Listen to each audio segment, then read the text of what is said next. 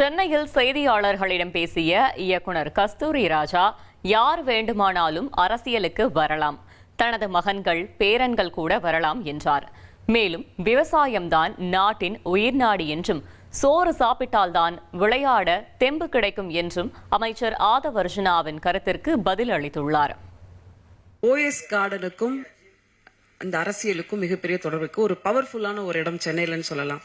நிறைய அரசியல் பிறந்திருக்கு. உங்க குடும்பத்துல சென்னையிலேயே பவர்ஃபுல்லான இடம் கோபாலபுரம் தான்.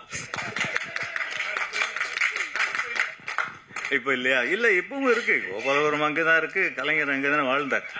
ஒளி பிறந்த இடம்.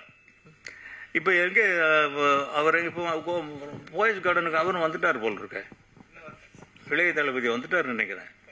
வரப்போறார். வரட்டும், நல்லா இருக்கட்டும். நமக்கு அரசியல் வேண்டாம். உங்க குடும்பத்திலிருந்து யாரும் எதிர்காலத்துல அரசியலுக்கு வரதுக்கு வாய்ப்பு வரலாமா? இது வேணான்னு சொல்றதுக்கு நம்ம யாரு?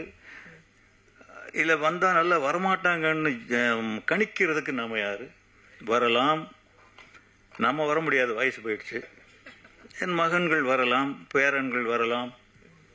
தனுஷர் வருவாங்களா? அதான் அது எனக்கு தெரியாதுமா, நான் சொல்ல முடியாது. ஸ்போர்ட்ஸ் தப்புன்னு நான் சொல்ல வரலைங்க. சார் அவர் சொல்லியிருக்காரு, அவரு சொன்ன அதெல்லாம் அவங்க கிட்ட வம்புல மாட்டி விடாதீங்க. அதெல்லாம் நமக்கு தேவையில்லை.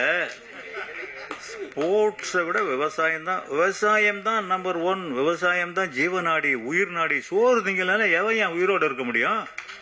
சோறு தின்னா தானே ஸ்போர்ட்ஸுக்கு போக முடியும். எப்படி போக முடியும் ஸ்போர்ட்ஸுக்கு? அதுதான் ரொம்ப முக்கியம். அவரு ஸ்போர்ட்ஸ் இருக்கணுங்கிறது ஒரு நாட்டை கட்டமைக்கிறது, இளைஞர்களை கட்டமைக்கிறது. விவசாயம் அப்படி கிடைக்காது.